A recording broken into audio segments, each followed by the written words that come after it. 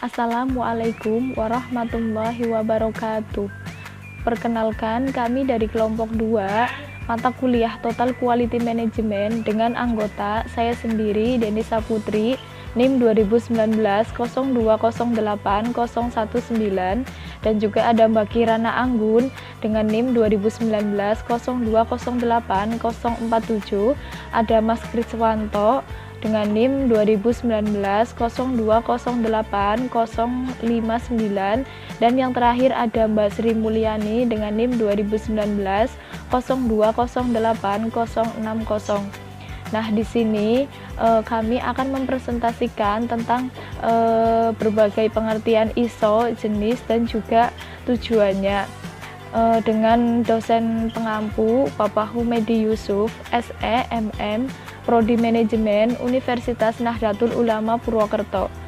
Nah, langsung aja untuk pemateri yang pertama akan dibawakan oleh Mas Kriswanto. Pengertian ISO adalah pendekatan dari The International Organization for Standardization in adalah badan non pemerintah yang terdiri dari lebih dari 190 negara yang bertanggung jawab untuk mengembangkan standar untuk berbagai industri yang mempromosikan kualitas, keamanan, dan efisien. Meskipun tidak ada perubahan yang terpaksa untuk memenuhi standar ISO, memilih pemasakan yang terdapat ISO memastikan bahwa pemasok Anda mengelola bisnis mereka dengan standar yang konsisten, yang mendorong pemborosan dan biaya, dan mendorong kualitas produk dan pengiriman. Dengan adanya organisasi ini akan membuat ISO memberikan spesifikasi untuk kelas dalam berbagai macam hal. Perusahaan yang telah terverifikasi oleh ISO akan berpeluang dalam memenangkan persaingan pasar global tersebut karena memberikan jaminan kualitas produk agar konsumen lebih percaya terhadap produk tersebut. ISO pada umumnya, ISO memiliki berbagai jenis standar yang dapat digunakan oleh perusahaan untuk melakukan persaingan global. Setelah membahas pengertian ISO, akan ada beberapa jenis ISO yang bisa dipelajari dan sebagai pemahaman untuk para perusahaan yang berencana mendaftarkan standar produknya pada ISO. Di sini ada beberapa jenis ISO yang sudah digunakan oleh banyak produk di Indonesia. Contohnya seperti ISO 9001, ISO IEC atau 1700025, ISO 2800, ISO 5001, ISO 14001, ISO 200, ISO ISC atau 27001, dan yang terakhir ISO TS 16949. Untuk materi selanjutnya yaitu pengertian dari ISO 9001. Sesuai dengan standar ISO 9901 memiliki banyak manfaat bagi industri manufaktur. ISO 9901 membantu menginspirasi perusahaan untuk menemukan cara yang lebih efektif untuk cara permanen menyelesaikan masalah kualitas dan masalah yang terkait biaya lainnya, seperti mendorong bisnis untuk menemukan cara yang kreatif melalui persyaratan yang dilalui oleh pelanggan. Selanjutnya akan dilanjutkan oleh teman saya. Model yang selanjutnya yaitu ISO atau IEC 17025. Pada jenis ISO ini dapat digunakan oleh perusahaan yang memiliki persyaratan lembaga pengujian, misalnya dari laboratorium dengan jenis yang standar. ISO ini memungkinkan laboratorium untuk menunjukkan bahwa mereka beroperasi secara kompeten dan menghasilkan hasil yang valid, sehingga meningkatkan kepercayaan pada pekerjaan mereka baik secara nasional maupun di seluruh dunia.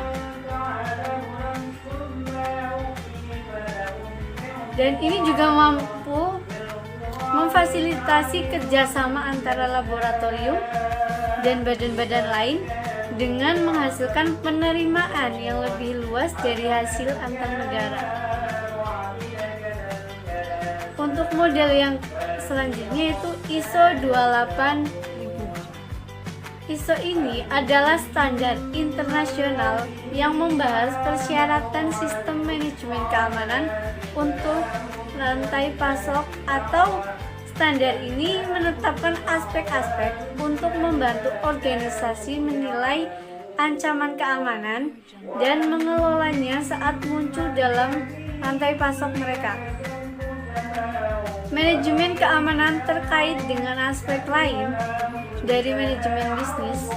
Dengan ISO ini, organisasi dapat menentukan apakah ada langkah-langkah keamanan yang tepat dan dapat melindungi properti mereka dari berbagai ancaman.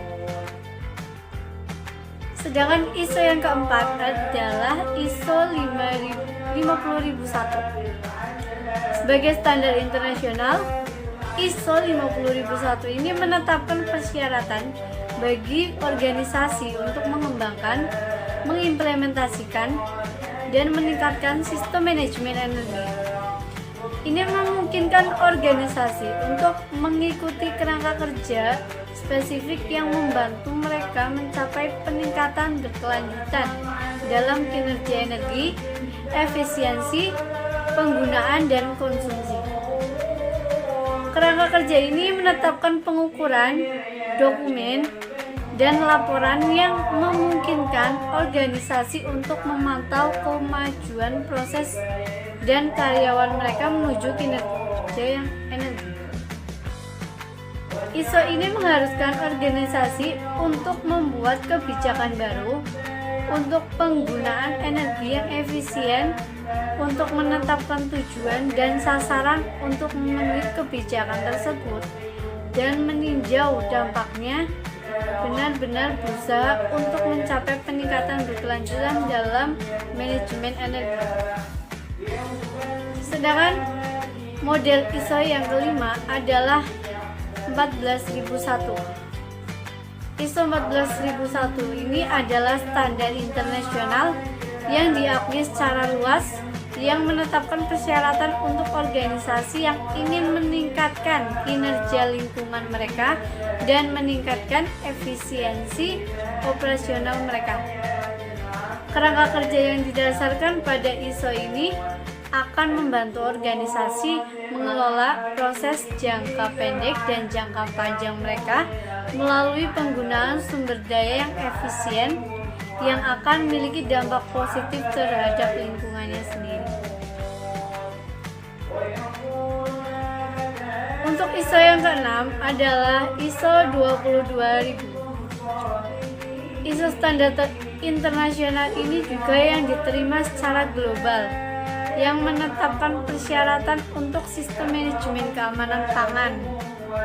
Didirikan pada tahun 2005, dan ISO ini berlaku untuk semua organisasi yang terlibat dalam rantai makanan, yang tujuan utamanya adalah untuk memastikan keamanan pangan.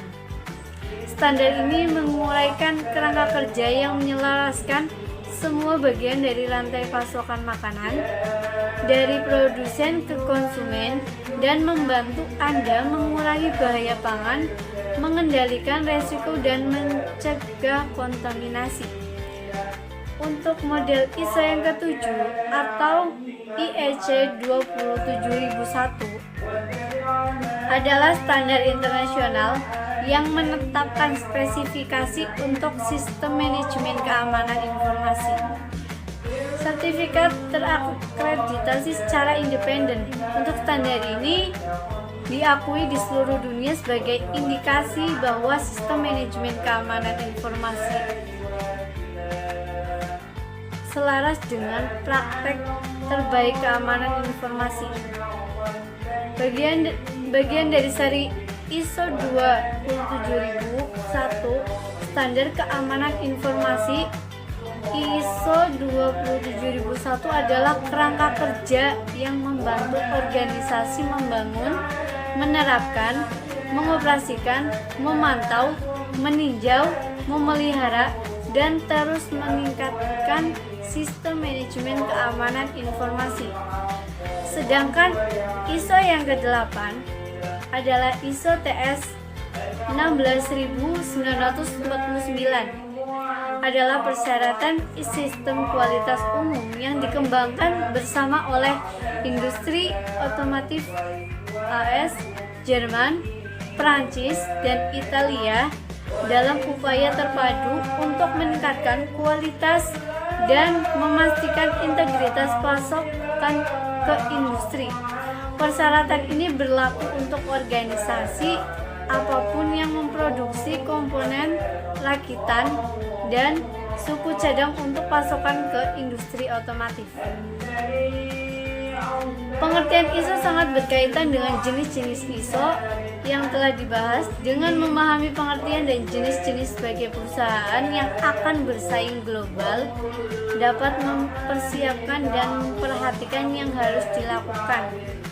Setiap bidang akan memiliki jenis ISO yang berbeda, karena semua standar terhadap perusahaan tidak sama.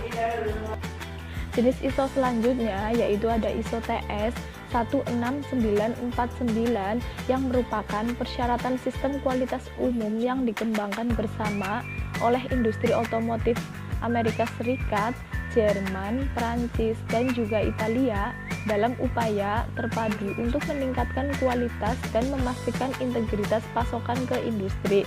Nah, persyaratan ini itu berlaku untuk semua organisasi apapun yang memproduksi baik itu komponen, rakitan, dan suku cadangan memproduksi untuk pasokan ke industri otomotif.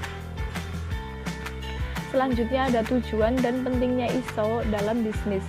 Tujuan yang pertama yaitu untuk meningkatkan kredibilitas perusahaan. Ketika perusahaan sudah menerapkan manajemen dengan baik yang sesuai juga, maka kredibilitas dari perusahaan itu akan terjamin. Maksudnya, ketika perusahaan itu memiliki segala kegiatan, perusahaan itu sudah standar yang terbaik, maka itu akan menghasilkan nilai positif untuk kepuasan pelanggan. Yang kedua yaitu mengoptimalkan kinerja karyawan. Nah, pada tujuan yang kedua ini karyawan dari perusahaan itu dioptimalkan kembali supaya nantinya menghasilkan produk yang berkualitas internasional, sehingga nanti pelanggan itu akan merasa puas dan juga terkesan, serta nantinya juga bisa menjadi pelanggan yang setia. Tujuan yang ketiga yaitu meningkatkan goodwill perusahaan, di mana goodwill itu memiliki citra baik di mata perusahaan yang lain. Tujuan yang terakhir yaitu untuk mencegah pemborosan.